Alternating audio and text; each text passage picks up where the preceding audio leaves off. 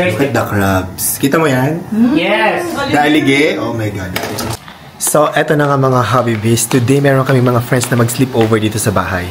And magluluto ako syempre ng dinner for them. May bit-bit akong, yes, Sprite yung dala-dala ko kasi magluluto ako ng alimango. Kasi ni-request ni Habi David. Thank you! Gusto niya ng alimango. So, magluluto ako ng ginataang alimango na may sitaw kalabasa. At ang pinabili ko niyan ay itong mahilig kumain sa bahay namin. Sabi na Aling Peta, si Bob. At si Tia Juliet Ate Rose nag-prepare na ng mga lulutuin ko. Ayan, nasaan yung mga alimango natin, Tia?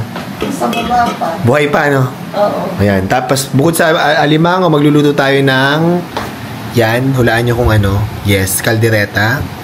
Tsaka magluluto tayo, ito yung sitaw kalabasa na may alimango. At tsaka magluluto ako ng dinuguan. Ayan. Kasi may special request ako ng dinuguan. Si Kuya Noy gusto niya. So, bali lulutuin ko. Ilan yung lulutuin ko? Apat ang lulutuin ko kasi magluto akong alimango, kaldereta, dinuguan, at saka ampalaya. O, di ba ang dami? So, una kong lulutuin is beef kaldereta. So, mag-gisa na tayo ng bawang sibuyas.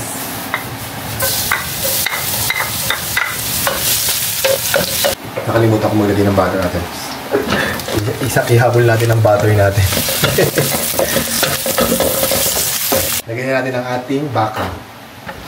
Nagpili ko kay Ate Rose sa palengke. So habang pinapalambot natin ng baka ng kaldereta, magpiprepare naman ako para sa ampalaya.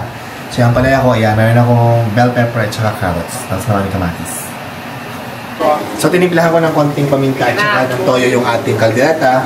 Pag medyo malambot, nalalagyan ko na ng tomato paste. Tomato paste lang yan, tapos haluin lang natin.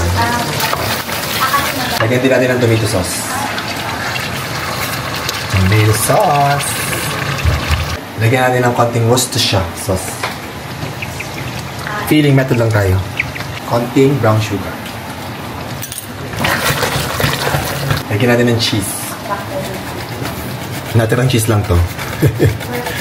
Lagyan natin ng pickles tsaka ng green olives. Liver spread.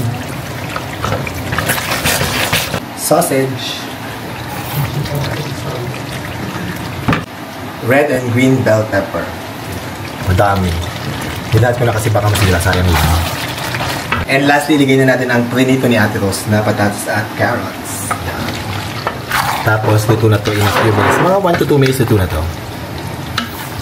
So, dahil meron tayong mga bisitang hindi kumakain ng maanghang, separate ko sila dito. Tapos yung natitira, lagyan natin ng sili.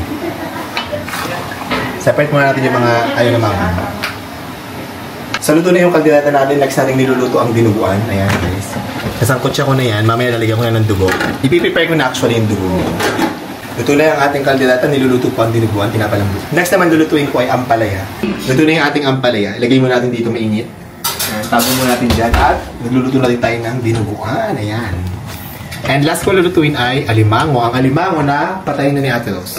Ate Rose, bakit mo pinatay yung alimango? Malalaki. Yan, mga babae yan malalaki. 6 na piraso. Puro babae? Yes, puro babae. Walang bading because kami na yung bading. At eto, luto na yung ating dinuguan. Ang last step ng dinuguan ko, kalamansi. Ilagay natin ganyan lahat. And then, haluin ng very light. Very light lang, ganyan. Tapos, patayin ang apoy. And then, luto na yan.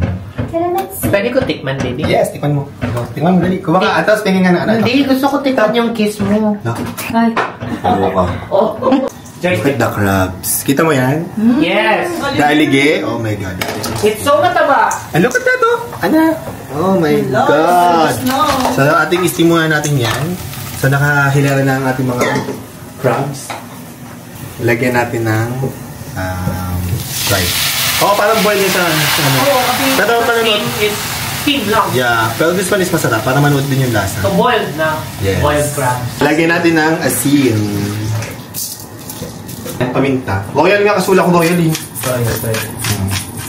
Okay, so luto na yung crab natin. Ayaw na daw nila lang ginataan. Simple lang. Simple lang, ganito lang yan. Huwag mo na lagyan ganyan lang. Gusto nila ganyan lang. So, luto na tayo. At natapos natin lahat ng ulam. Okay, tapos na kami magluto. May akong dinuguan, ampalaya, beef caldereta, alimango. Ito yung manghang. Ito yung hindi manghang na version. We have chocolate cake there na pinikman na at saka rice. And, Tia Julie, at sabay na kayo kumain ha. Kumain na kayo ng food dito. Ang dami niyan. Konti lang tayo. And andito na yung mga bisita. Rob Cañedo, Princess Fire, Royal Lasam, ayan. Tsaka si Dots nandito. And dito kami kakain sa labas. Dito nag-prepare si Happy David para maiba naman daw. Okay, kainin na tayo. Dito ang kuha ng food. Tapos doon na tayo kakain. Thank you for cooking for all of us. Kiss naman. You're welcome. You're welcome. Enjoy. Kain kayo madami. Tia, sabay na kayo ha. Walang